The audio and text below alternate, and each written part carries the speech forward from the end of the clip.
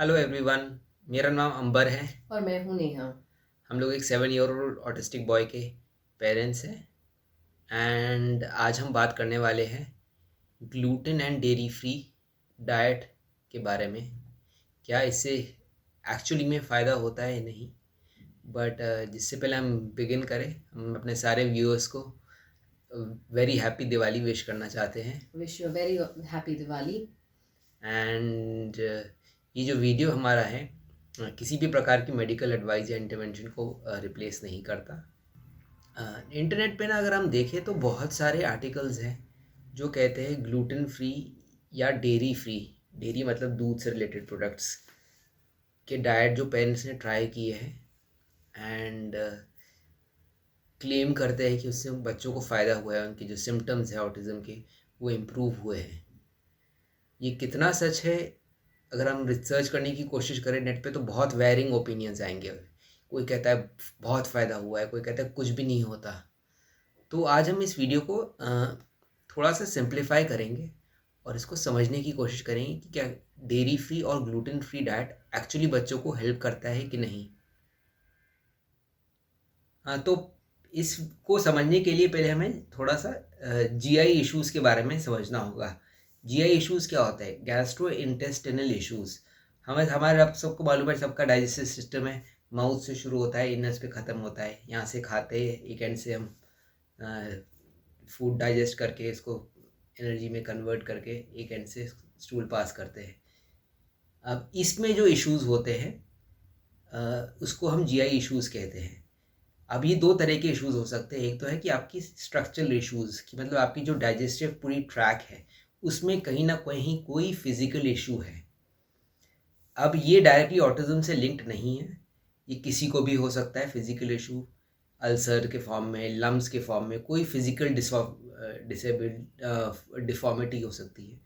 तो ये structural issue होता है। दूसरा जो होता है उसको हम कहते हैं फंक्शनल जीआई इश्यूज़। फंक्शनल होता है जैसे कॉन्स्टिपेशन हो गया, मतलब फिजिकल स्ट्रक्चर बच्चे का पूरा ठीक है बट फंक्शनल इश्यूज आ रहे हैं, जैसे कि कॉन्स्टिपेशन हो गया, इरिटेबल बाउल सिंड्रोम हो गया, नोजिया हो गया, उल्टी करने की फीलिंग आती है, गैस ज़्यादा हो जाती है। गैस तो काफ़ी होती है क्योंकि जब बच्चे छोटे भी होते हैं तो उनमें भी जब हमने देखा है कि कई बार तो उनको कॉलिकी बेबी कहते हैं, कॉलिक हो जाता है तो वो गैस फॉर्मेशन होती है। तो फिर ब्लोटिंग हो जाती है, पेट फूल जाता है, या डायरिया, लूज मोशंस हो जाता है। ये कॉमन एग्जांपल्स है। अब ये जो फंक्शनल इश्यूज है इनकी जो प्रोबेबिलिटी है ऑटिस्टिक बच्चों में वो थोड़ी सी ज़्यादा होती है in fact as compare to regular children. ये इश्यूज एक्चुअली हर बच्चे में आएंगे। कोई भी बच्चा ग्रो कर रहा है, कोई ना कोई आपको लाइफ में, इनफैक्ट अडल्ट में भी कोई ना कोई आपको जीआई इशू आता ही रहेगा। ऑलमोस्ट 18% बच्चों में कहते हैं कि जीआई इश्यूज आते ही आते हैं रेगुलर बच्चों में, न्यूरोटिपिकल बच्चों में। ऑटिस्टिक बच्चों में कहते हैं ऑलमोस्ट 50% ऑटिस्टिक बच्चों तक में ये इश्यूज आ सकते हैं। या तो एक इशू आएगा और ऑलमोस्ट 30% बच्चे ऐसे हैं जिसमें एक से ज़्यादा जीआई इश्यूज होंगे। बट हम इन इश्यूज को डायरेक्टली हम ब्लेम कर देते हैं कि ये ऑटिज्म से लिंक्ड है। अब देखिए, ऑटिज्म एक क्या कहते हैं, कंडीशन एक न्यूरोलॉजिकल कंडीशन है, और जो जीआई है आपका ये डाइजेस्टिव सिस्टम की अलग एक फिजिकल सिस्टम है हमारी बॉडी का। इसका जो लिंक इतना डायरेक्ट नहीं है जितना हमको लगता है।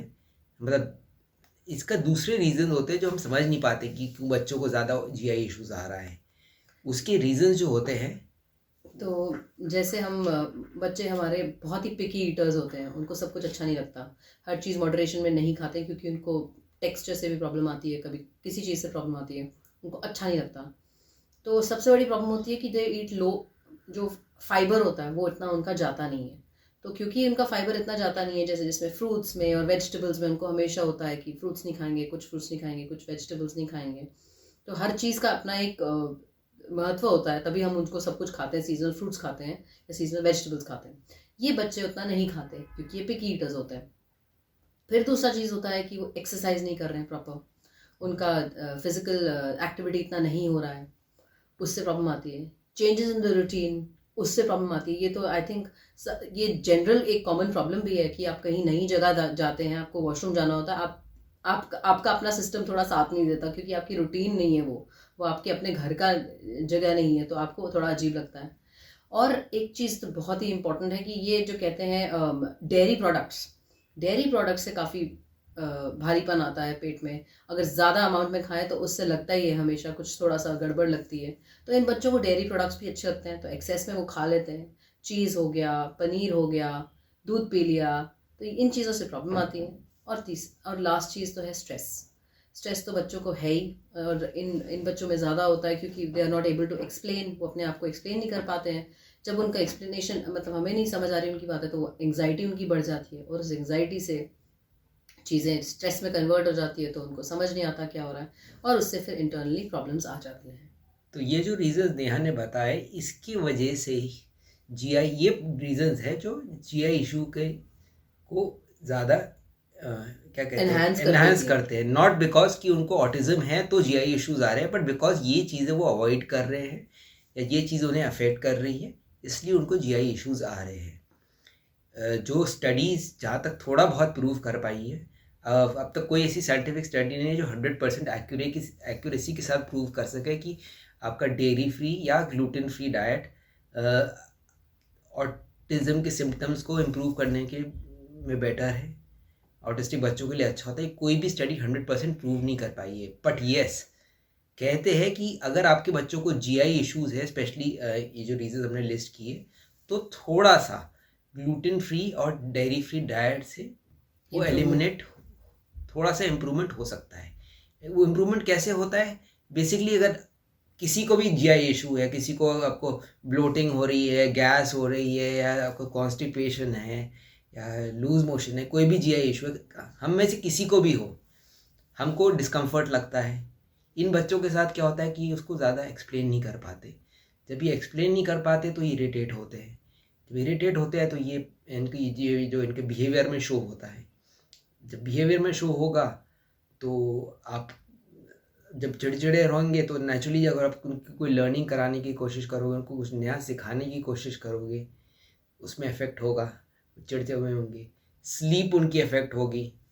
तो ये सब लिंक्ड हो जाता है उससे, बट एज सच कोई डायरेक्ट लिंक नहीं है इसके ऑटिज्म के बीच में।